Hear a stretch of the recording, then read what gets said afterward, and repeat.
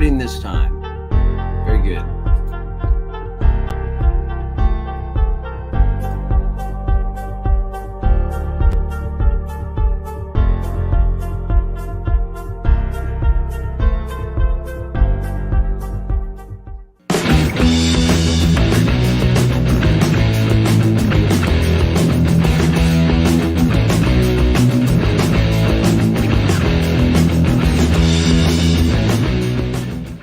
Hello, Speedway fans, and welcome to another Speedway Chat live here on XSRA.TV and Extreme Speedway Action on YouTube and Facebook. I'm your host and video and live stream producer for Extreme Speedway Action, Ken McKinney.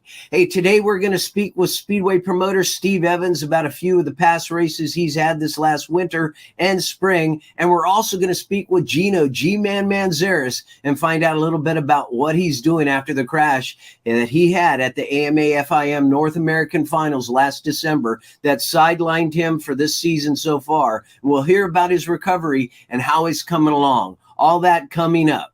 But first, let's have some Speedway news. I know everyone's excited for the reopening of our Southern California tracks. So to let you know, the legendary Costa Mesa Speedway will be reopening this summer for a full race schedule for you. Yes, starting May 21st, 2022 with the Jack Milne Cup. And as I said, they will have a full race schedule on their website. Visit them at CostaMesaSpeedway.net and be sure to check it out. Make plans to be there because, man, they really need to have a lot of people in the stands. They haven't raced in 2 years. They're really looking forward to pulling out some great shows for you. Also in the news, Industry Hills is planning the reopening for their Wednesday night speedway starting on Wednesday, June 1st with the Connor Penhall Cup. Yes, the Connor Penhall Cup is the memorialized Connor Penhall, who was tragically lost some years back. Visit their website at industryracing.com. With both those tracks reopening after this terrible COVID shutdown, it'll be great to have those Southern California Speedway tracks open, and that will complete a series of tracks that we have also with Paris and Bakersfield. And lastly, the last track to open up will be Fast Fridays, Auburn and Northern California. Yeah, everybody's favorite Northern California track will be opening this May with their season opener on Friday, May 20th. Visit their website at fastfridays.com for more information. I really haven't spoken with any of the promoters much. I've mentioned a few things to them, but they're busy with their logistics. But I will try to get some more information from them in the next few weeks, and hopefully I can get one or all of them on a Speedway Chat Live for an interview in the future. Would you like that? Let us know in the comments section. I'll actually be seeing Kelly Inman this Saturday as I'm taping this on April 20th. We'll be seeing him on Saturday, so maybe he'll let me know a little bit more about the track then. I'll keep you posted. As always, you can always stay up to date with everything Speedway, past and present, on SpeedwayBikes.com. Speedway news, past and present, SpeedwayBikes.com. Well, that's your Speedway news brought to you by me. I really need a sponsor for this. If you like what you're hearing and you have a business or small service that you would like people to know about, contact me. We'll work something out. All right. Well, let's get into our first interview today. Speedway promoter Steve Evans. I'm my own moderator right here, so I'm going to add you to the stream, Steve. Hey, there you are. How are you doing? Doing good. How are you? Very good. Very good. On this Wednesday, April 20th, 420. We're just going to keep it very, very simple around here these days. Steve, man, you have done some heroes work. I'm telling you, keeping the racers and the American Speedway relevant during the COVID lockdown, and with all the tracks that with Paris and Bakersfield. We've had some wonderful racing, and people are really, getting to know that Bakersfield is opening, and I know they already know about Paris. But let's talk about some of the past events that you've had. I know you're going to have some other races in the summer, but let's talk about last week at KCRP with the Harley Davidson night. A great crowd turned out. Blake Borello, your under 21 Speedway of Nations racer, won the night. Amazing stuff. Tell us about it. Yeah, it was a good event.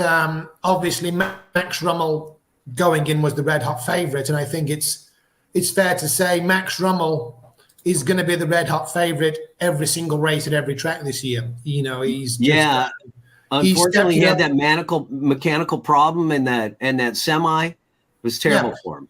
Max has stepped it up to another level, and it's really up to everyone else to raise their game to catch him up. But we could end up with, he could become the Lewis Hamilton of American Speedway by being in a league of his own if others don't catch up. But Max, obviously, Gino is back soon, and he and Gino were the top two dogs on the domestic scene. With Gino's injury, it certainly spread the gap to everyone else. But Max, unfortunately, had an engine failure. He was on a maximum at that point. He'd won all of his rides, including 2 from a handicap, and leading his semi-final. And suddenly, instead of turning left on turn 3, he went straight on and back to the pits, kind of cruised back to the pits. And what that did is it really opened the door for the rest of the guys to have their opportunity. It was a bit of luck, but the stage was set. I was really thrilled that Blake won. Blake's been close before. Alex Martins won the previous 2 scratch main events in Southern California. And yes, he has. Was second in the scratch main and last man out. So Alex has been tremendous, but I think it was good for Blake to have his moment. It'll do him wonders. It was very good. I mean, it's really good for confidence. I mean, when you don't have the other fast guys out there and you have these up and comers coming on, Blake Borello being just 21 right now, and Alex Martin, 17 years old, phenomenal rider himself, coming up and having a fantastic race. I will post some of that later on YouTube, and as well as on a video on demand on xsra.tv so everybody can see it. But wonderful racing from those guys. How about that race on the 250s with Nick Holbein edging out Charlie Trana? What a great race that was as well.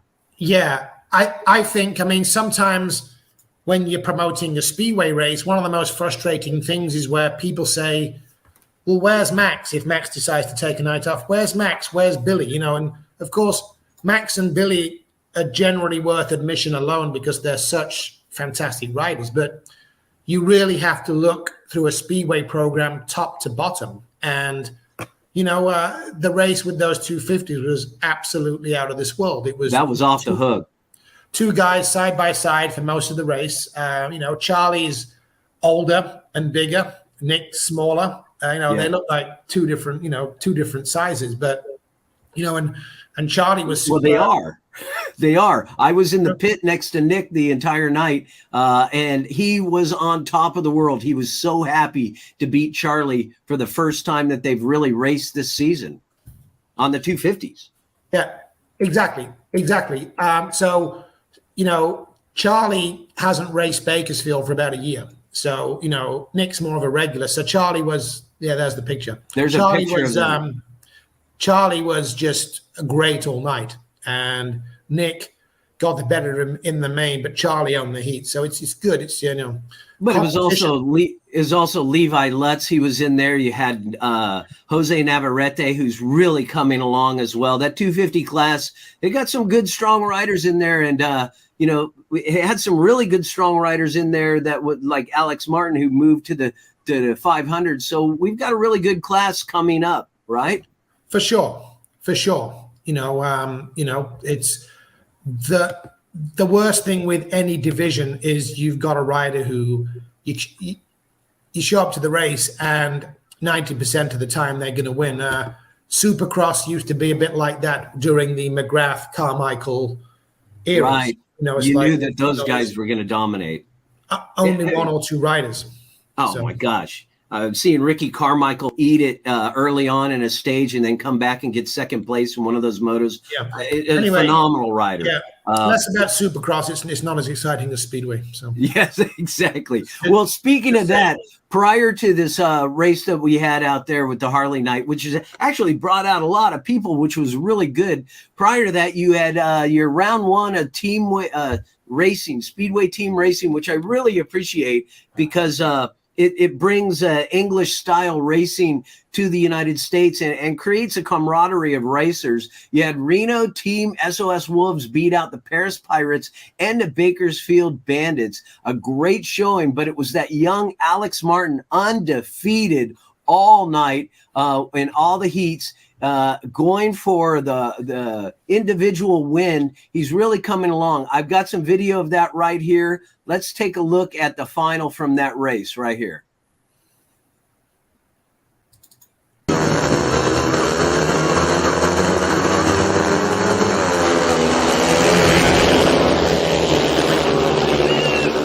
On the restart, Martin was out in front. Green on the inside gave chase. The rest of the pack right behind them.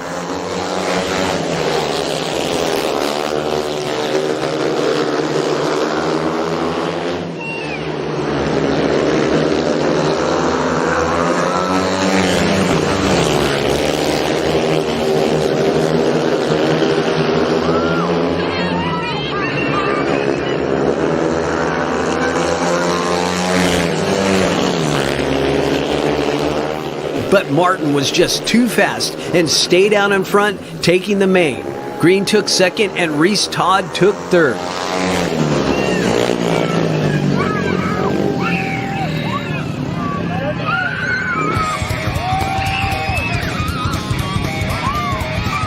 Congratulations, Alex Martin, staying unbeaten all afternoon. This is his second main event win for his first season in Division 1. The overall scores for round one of the 2022 Team Racing Series are Pirates 45, Wolves 49, Bandits 38. Reno Team SOS Wolves are the leaders for round one of the 2022 Team Racing Series. Thank you for joining us for this great event. Tell your friends. Yeah, that was a great event, Steve. Yeah, wonderful racing, and that Rhett and Todd. I mean, him and Alex have been racing and practicing together for a good couple months since the winter break. And boy, Rhett and Todd is actually the Todd brothers themselves. They're really coming along. Yeah, and that's why I say look down the program. If you're just looking to see if Max and Billy are racing, and we always want them to race, you're really missing the point. Some of the best racing comes with other riders. Alex is a phenomenon on the 500. The Todd brothers, just to put it into perspective, and let's also talk about Reese, who's been third place scratch main last two events, and I think made the scratch main back in that Tennessee race as well. So that's 3 in a row for him. Both of the Todd brothers, when Paris reopened June 2020 during the COVID stuff, the first race, Retton and Reese were in third division. Yeah, and they've really come along. They've been racing for 3 years, going on their fourth year. Yeah, it's really showing that. I mean, you get into the sport, you have a chance to sort of advance in a way that motocross is just so top heavy with a lot of other racers. You know.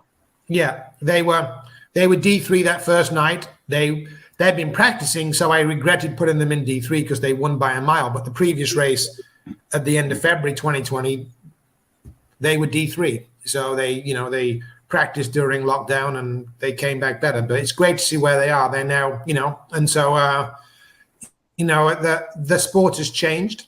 And these are the riders now that are going to be our new stars moving forward. Well, yes, you're right. The sport has changed because we have our fast riders like Brock, Luke, Dylan racing overseas right now. They're racing in the GP series. And I mean, we want to give them all props and hopefully I'll be able to talk to them in the future. But let's talk about back in March. You had you pulled one of the best races I've seen in the spring. Let's talk about the AMA National Pairs Championship. That event was really top drawer, if I can borrow a phrase from Nigel and Speedway GP. Brock and Luke Becker winning a three-peat against a tough field, including a pair of GP racers from Poland that are being coached by Greg Hancock. I've got some video of that. Let's take a look at that final right here, that final event. Lane choices were made by Becker and Nickel, who took lanes 2 and 4. Lane 4, being on the wall, was the fastest starting spot all evening, giving Luke Becker the advantage. Chuganov and Kurtzek were left with lanes 1 and 3. At the start, Becker in lane 4 took off like a missile for the outside corner for a clear lead. Nickel in lane 2, also having a good start, was able to hold off Chuganov and pinch him down in the turn 2 for second place. By the beginning of lap 2, the Yanks were in the lead and were not making any mistakes. Staying on the outside of the track, Luke Becker kept the lead. Nickel in second ran interference, but their lead was great enough the Polish pair could not pass. Becker, Nickel.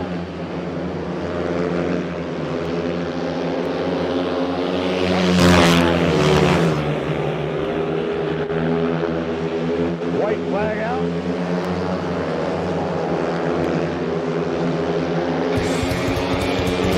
Luke Becker and Brock Nickel win their third straight National Pairs Speedway Championship and go into the history books as the winningest pair in United States Speedway.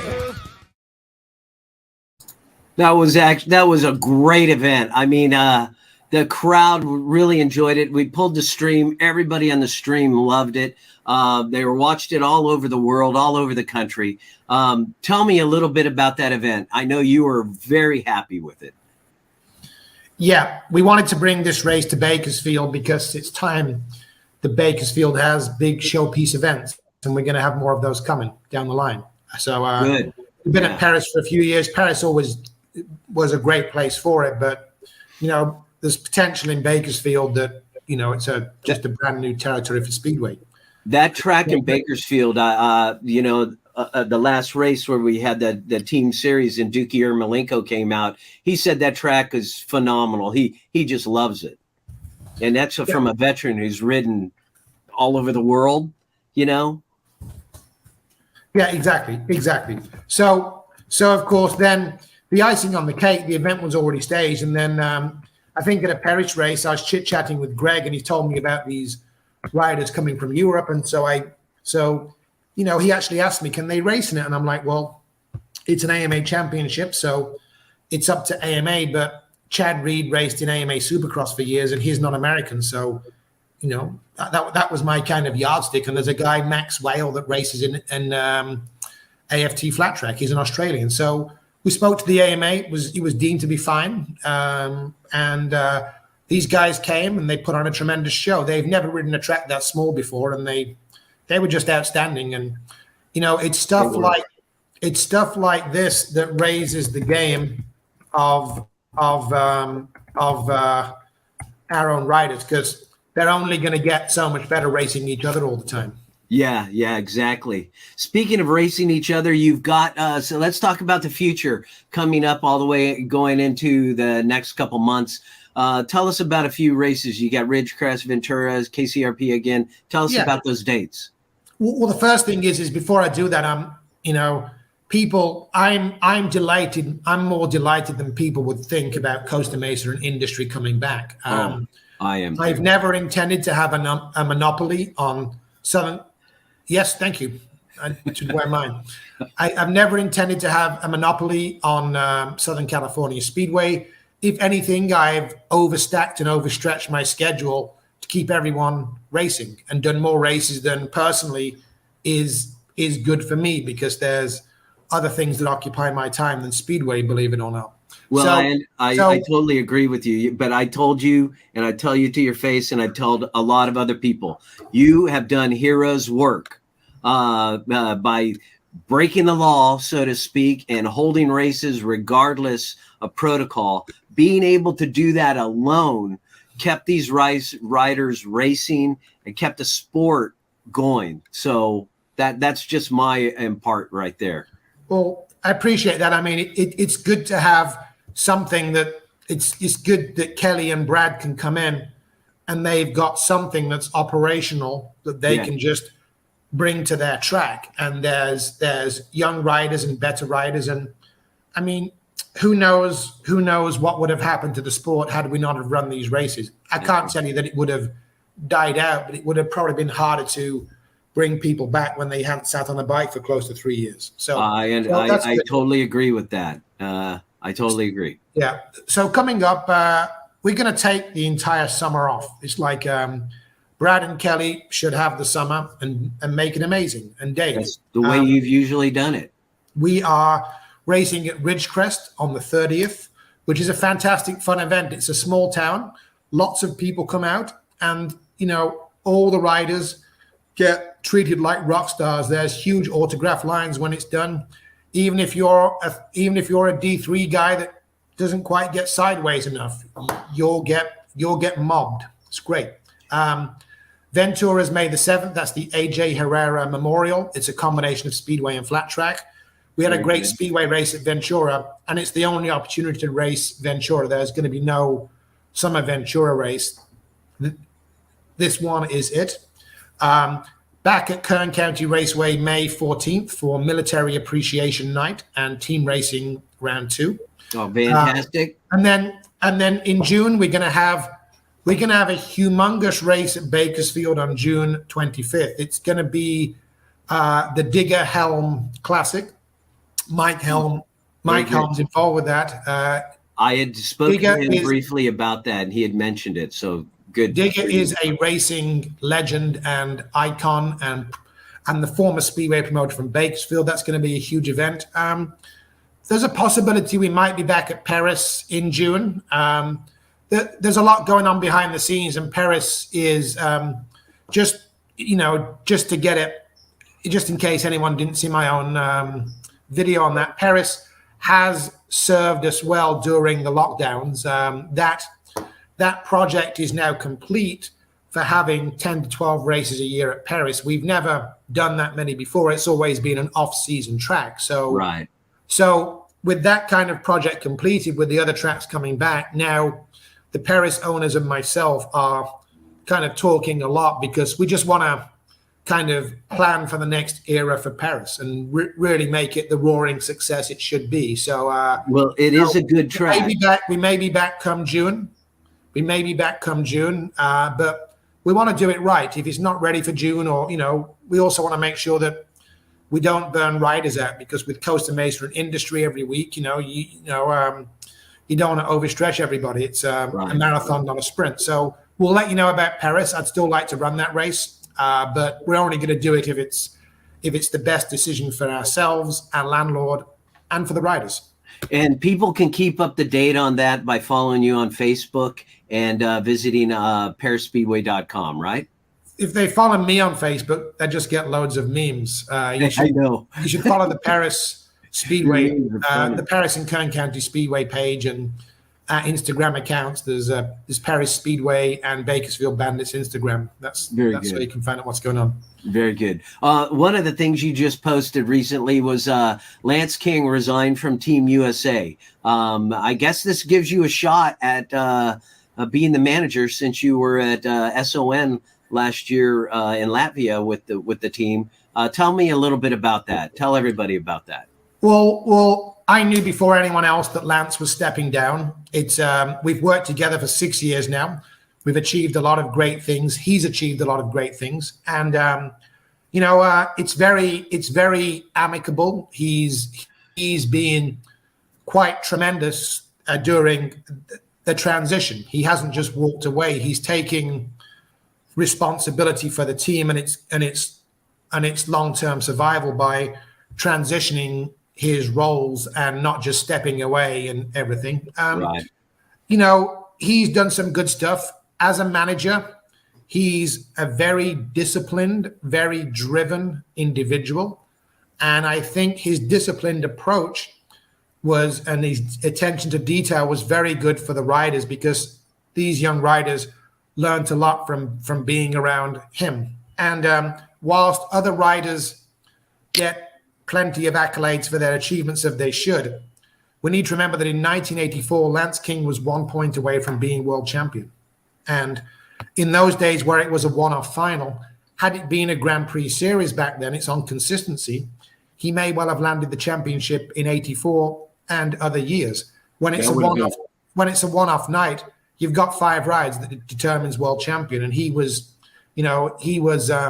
third behind Eric Gunderson, 3-time world champion, and Hans Nielsen, a 4-time world champion. So he's won multiple FIM silver and bronze medals in World Team Cup and World Pair. So whilst we talk quite correctly about the Gregs and the Billies and the Sams and the Bruces and the Jack Milners, as we should, guys like Lance and Bobby Schwartz and Ronnie Corrie and others, they've done more than we sometimes expect. We're just quite spoiled in the 80s. And so Lance did his job, served his time. I think it's fair to say that one thing with Team USA that everyone needs to understand is we don't get paid for doing this. We don't make a penny out of Team USA. And it's a passion project.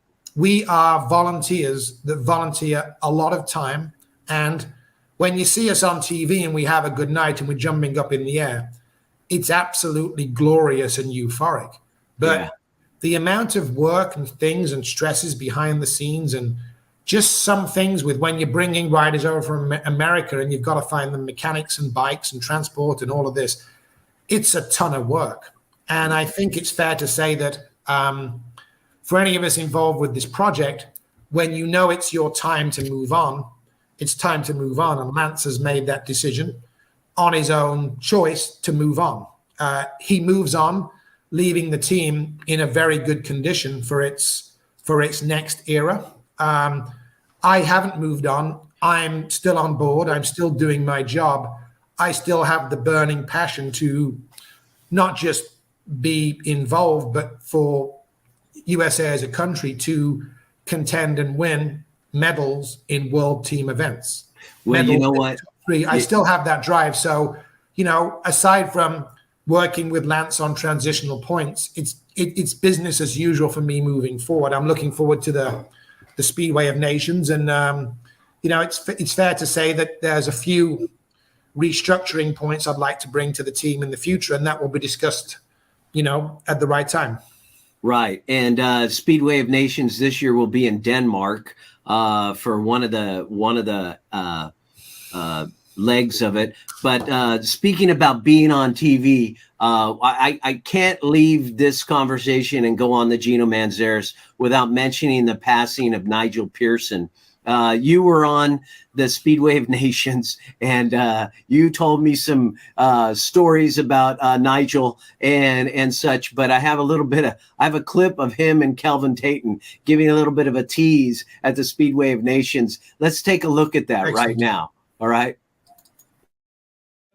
This tournament is all about team riding, avoiding last place. And I don't want to sound critical too much here, but maybe Luke Becker could have looked over his shoulder a little bit and slowed down a touch. Oh, yeah, definitely. There was no team riding going on at all, and the Americans are famed for it. But for Becker there, he hit the front and was enjoying himself. Yes, indeed. We're going to hear from some riders and managers very soon. What about the USA? Steve Evans is the man who's made the journey across the Atlantic. We can hear from him now. Steve Evans with us, team manager of Team USA.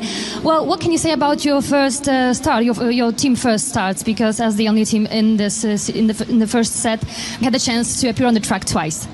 Yeah, it's we're happy with that. I mean, the first heat against Poland is not the draw any country wants, but to come back with a 7-2 so strongly is fantastic. We'll take that. And what can you say about young Blake Borello? Because as far as I know, it's his debut in the European tracks. First time in Europe. He's a great kid, taking it all in his stride. He's here to learn and have fun. Speedway of Nation for you last year wasn't possible because the semi-finals were cancelled due to the ongoing pandemic, but you are back in action. What does that mean to you? World Championship Speedway for American riders is just everything. These guys, they give it everything. This is something that they look forward to, and there's so many young kids in America racing Speedway. These guys racing are inspiration for them, and I'm just happy to be a part of it. Thank you so much. Good luck. Thank you. Well, Steve Evans, the USA team manager, is originally from Wolverhampton. He's a black country boy, but he's lost the accent. I was going to say the dialect as well. They don't speak like that round Wolverhampton, I'm telling you. Lad. Right, Steve sounding like a Southern Californian there, but quite clearly happy to be representing his adopted country. I'm pleased that they picked up the maximum score in their second outing. Now that was I watched that. I recorded that. I put it on my YouTube channel so people could see the races with our Yanks over there being back in the Speedway of Nations for the first time in 20 years. But I heard that live, and I'm like, well, they're really giving me a hard time. But it's a good time. Tell me a little bit about Nigel Pearson. I mean, it's such a loss in Speedway world. I mean, I learned in the last 5-6 years of watching Speedway GP, I learned so much from those men. Tell me a little bit about him. Yeah, I mean, firstly, the comments that he and Calvin were making, it's all good-natured fun.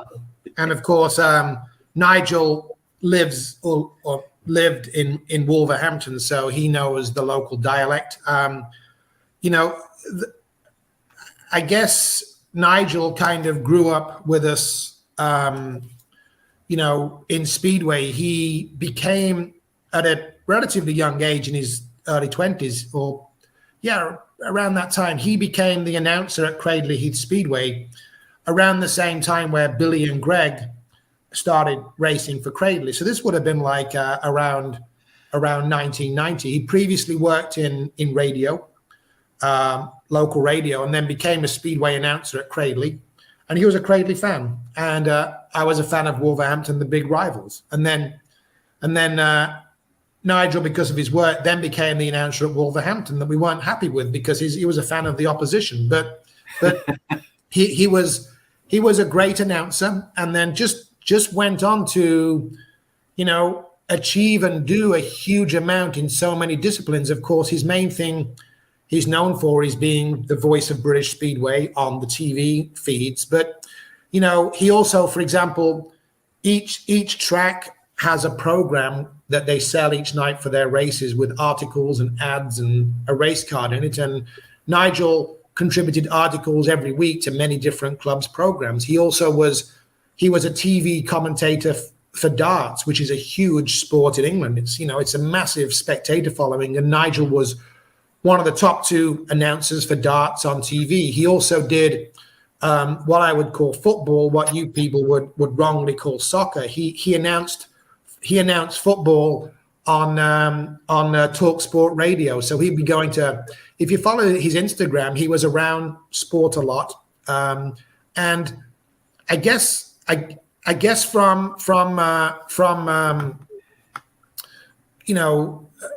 with Nigel, when you met him, he was just a very warm, enthusiastic guy. And that the way he would commentate, some people would complain he would shout too much, but really, even though he was a very good and professional announcer, he was just a passionate fan like you and I. So if a guy was blasting around the outside, he would be probably jumping from his chair and screaming and shouting like we would in the stands. And there's a famous, also recently passed Formula One announcer from England called Murray Walker. You may not know him in America, but Murray Walker was famous for shouting and yelling during Formula One in the 60s to early 2000s. That's excitement.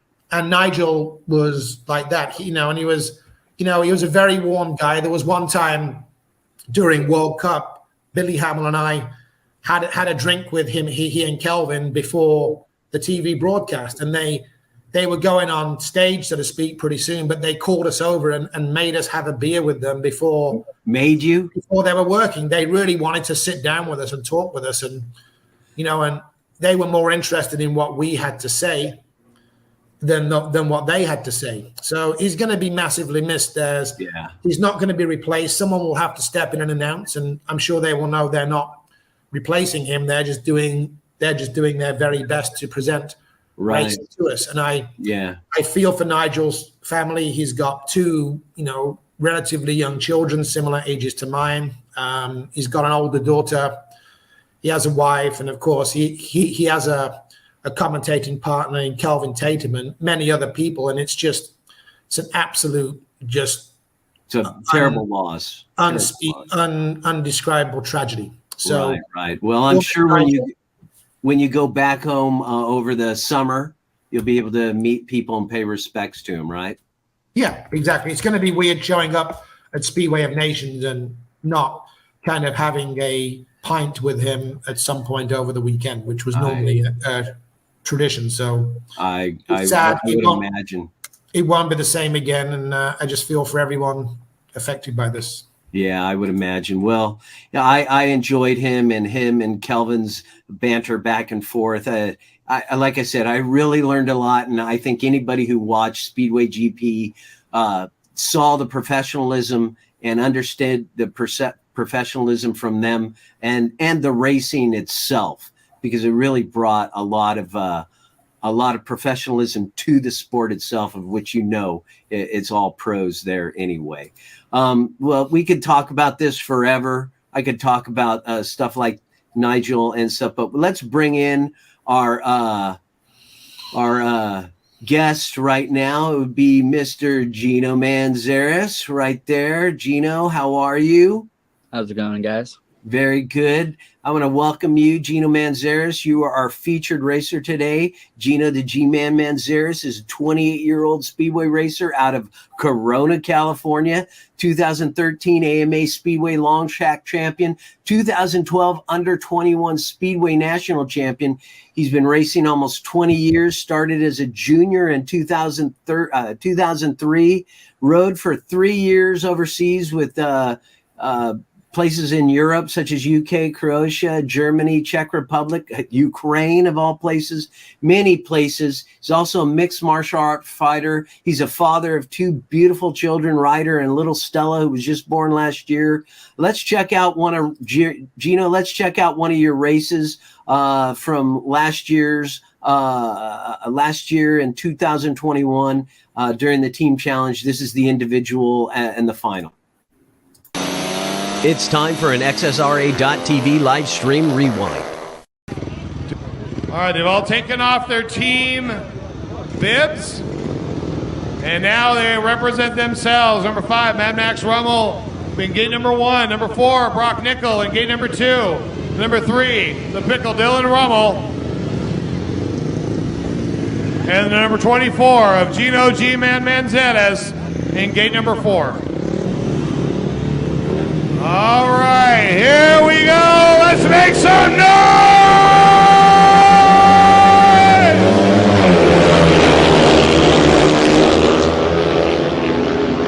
Oh, Max gets the man there, but Gino gets the upper hand. Gino Manzares gets the whole shot and starts us off. Mad Max Rummel is running in the second spot right now. Mad Max on the outside lane on the back straight. He's going to try to get that grip high and wide.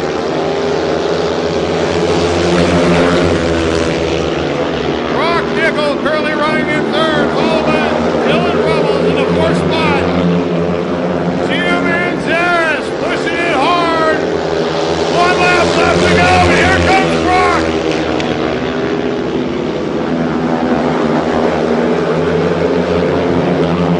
Down to the line, it's Gino Manzares! What a run by Gino Manzares, Paris, California. You were right tonight. Dude, I knew they were more focused on each other, so I knew to just keep my wheels in line and work out. Yeah, totally. Did you ever feel that Max was gaining on you? I felt him, but that's the thing. I was too focused, head down and going, so. Man, you did good tonight. Thank you, thank you. Tonight for both you and your son. Yes, sir. We'll see you in Bakersfield. Yep. Thank you. Have a good one. Hey, good. And Kelvin Manzares is our champion tonight. Very good rider. Thank you. Thank you. Very good, Gino. Thank you. That's your XSRA.TV live stream rewind. Gino, hey, you really are a fantastic rider. I've been watching you at Costa Mesa over the years, 2008, 2009. You were making your mains over there. You were surprised. You and you were really performing, and you've been doing a lot of racing. You're having a great 2021 until that accident, but tell us, how are you doing right now? Yeah, I'm doing a lot better. Thankful to be in the position I'm at, and hey, I'm able to, not technically able to walk away from it, but I was able to live from it. It is what it is. I'm glad that I don't remember. Today was the first day watching the video since the accident, so I kind of laughed, and I just I was watching, and I was like, I know I was sending it somewhere. It just had to be the wall. Yeah, let's take a look at that crash. This was from the North American Finals last year. You were in third place. If you could have got this win, you would have taken third. You were tied with actually 1 point behind Brock. But let's take a look at that race, because you were balls out.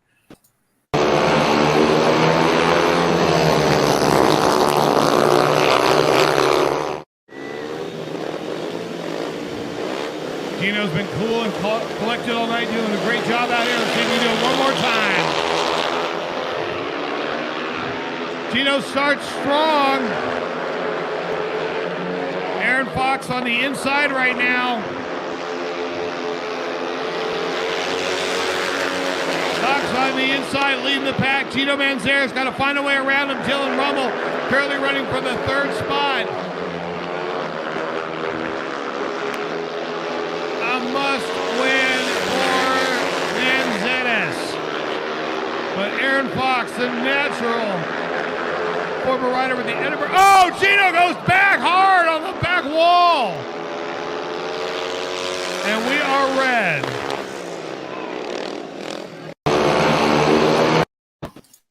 red. Absolutely devastating crash. I know all of us in the announcer's booth and everybody in the stands were just so worried about you, but tell us what happened to you, and you can let everybody know how you're recuperating now. Like I said, today's the first day watching the video, and all I can say, I still don't remember, and I'm glad that I don't. And it is what it is. It's racing. As you can tell, I was going for it, so I know only thing I remember on the night are just mindsets and how I was thinking through the nights, and I wasn't stopping, and I was really pushing for that race off, but hey, it didn't work out, and time to push past it and move forward. I'm in recovery every day, like 2 hours a day with Kessler's Family Wellness, where I used to work, and just slowly taking my time. It's kind of, the hard part is to be patient. Usually I've had fractures in my back before, and I was back racing within a month. I was racing the next week, you know what I mean? So I'm always straight back into it, but this time it was a bit of an eye-opener to really take my time and do this right. So yeah, no, all good. I think things are looking in the right direction, and I got some surprises up my sleeve. All right, well, that sounds good. I mean, I know that you were very hot in 2021. What are some of the surprises did you have in store for the public? You looking at coming back by May, June, July? What's that? That's definitely something you're going to guys see. I'm off of social media, so I'm not really talkative as much, but head down right now, and we'll just see what's God's plan. But right now, I'm definitely just moving in the right direction and going forward. Last season, the last time I was racing was the best form of my life, better than I've ever been in Europe before.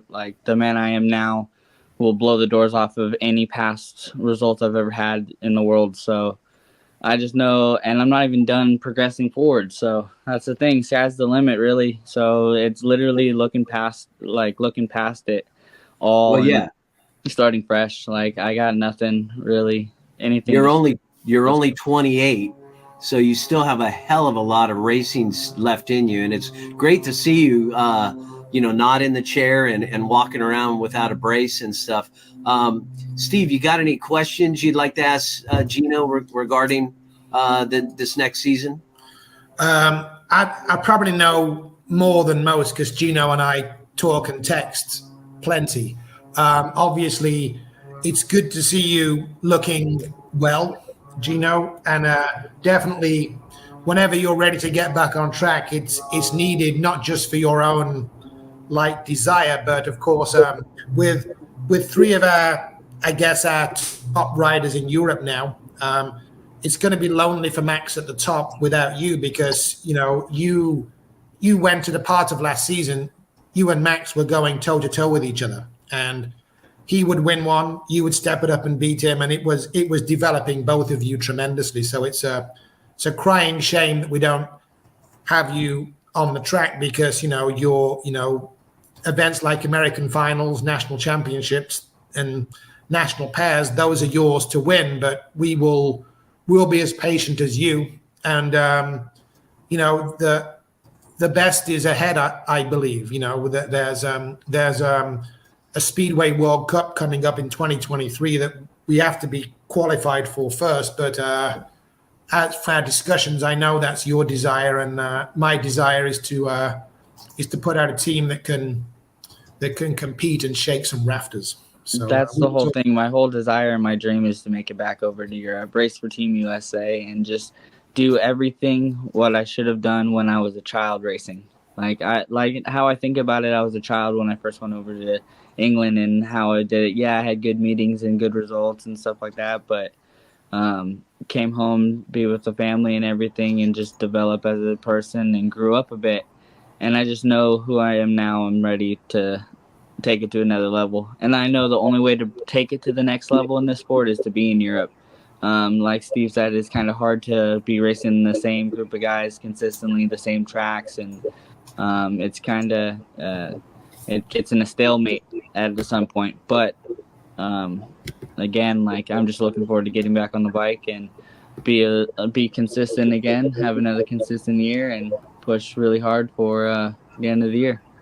Can I ask a question? When you were racing overseas before, what were some of the things that you took away from there as learning experiences? Because that's how you are. You're a constant learner.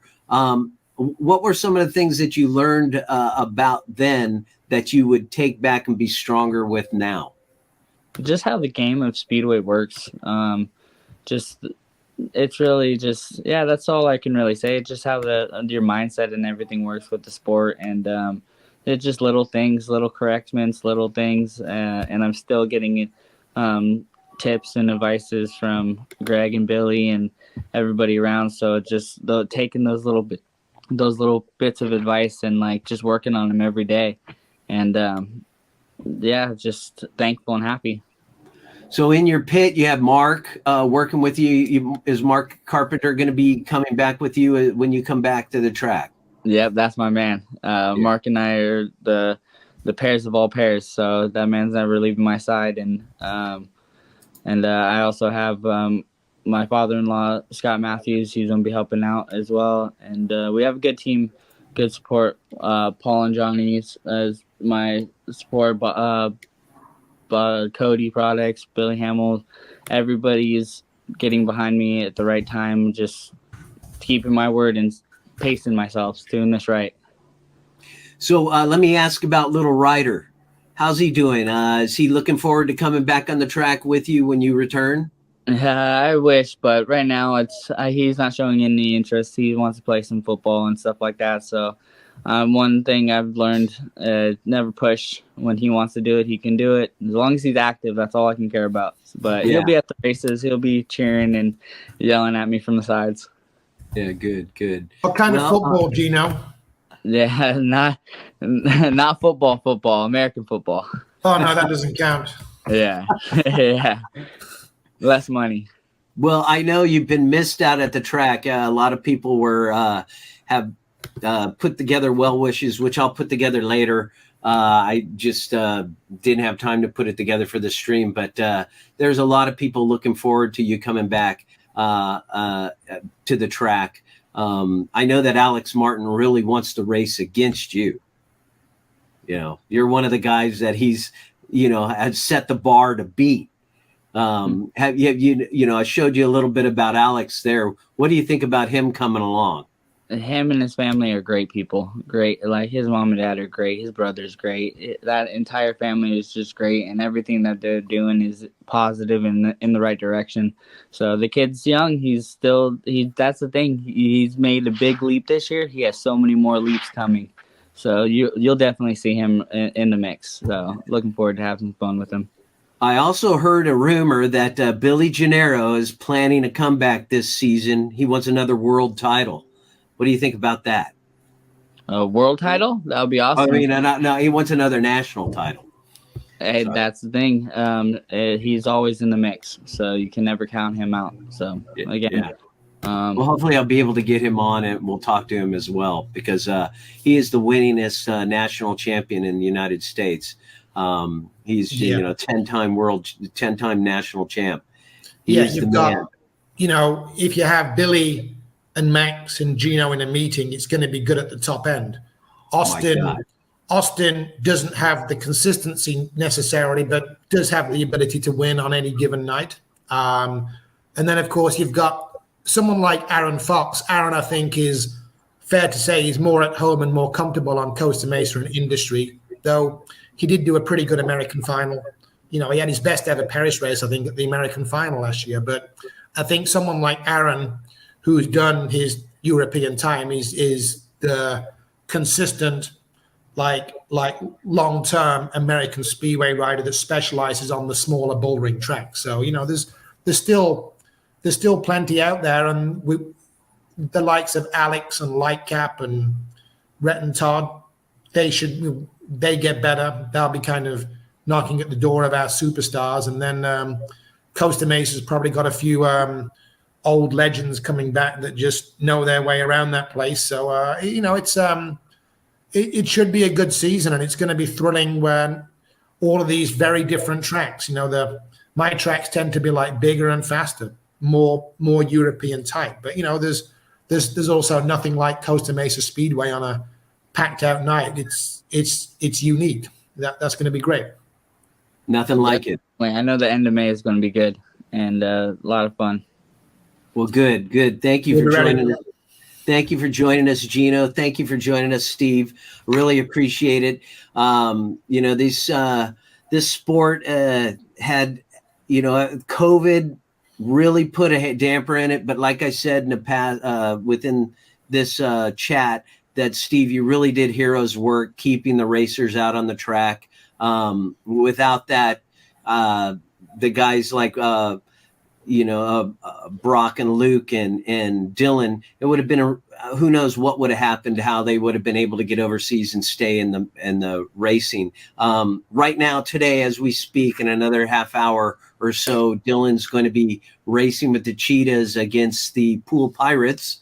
I know that'll be a live stream on the Pool Pirates stream. How's he looking over there, Steve? Have you heard from him? Have you been watching him? Stay there, Gino.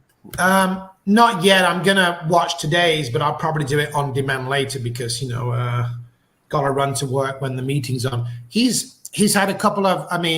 He did a pretty good meeting. I think it was Friday away. He got from 5 rides. He got 6 + 3, meaning it's really 9 points out of 15. And I think he won his first heat in the home meeting. He's racing at a track where there hasn't been speedway for 15 years, meaning up until it's going to take about a month for them to get a home advantage. So it's a bit like a neutral stadium. But with the change with no under 21 reserve in Speedway of Nations this year, he's certainly now going to have attention on how he does and whether he gets one of the slots this year. And Brock was able to race with a Polish team this week or last week as well. He's really stepping up his game as well. Luke racing with the Wolves and another Polish team. So we really got we've got some representation from America over there overseas, and that's what's important. Yeah, that's the thing. You can't forget about Ricky Wells as well. He's probably Ricky Wells. I'm sorry, I haven't seen him in so long. And the most experience out of the group of us. So you can never forget about Tricky Ricky. Ricky's somewhat. I've been watching the updates like crazy. Especially, I have the live meeting for Dylan about to play here shortly. So yeah, I've been watching everything, so it's a really good start for Dylan. Really good start for everybody. It just, it's a flow, getting the flow and things. But Ricky, my goodness, he's kicking ass right now. Very good. He's had a really strong start to the season for his new club. And yeah, of course he's happy with Barrick. He's saying it's a family, like it feels like family. So you can't ask for more than that. Ricky flies under the radar a bit, perhaps, and maybe because we've got so used to him being there. But of course, if he's raced a lot and sacrificed a lot like you have for Team USA, because as you know, Gino, it's with the way the FIM reimbursements used to work, we all had to go the extra mile to just even show up, and Ricky was part of that pack for years. So never say never about him being on the team again. He's there and scoring points, and if he wants to do it, it's a conversation worth having. Yep, that's the thing. I'm still taking notes from his book.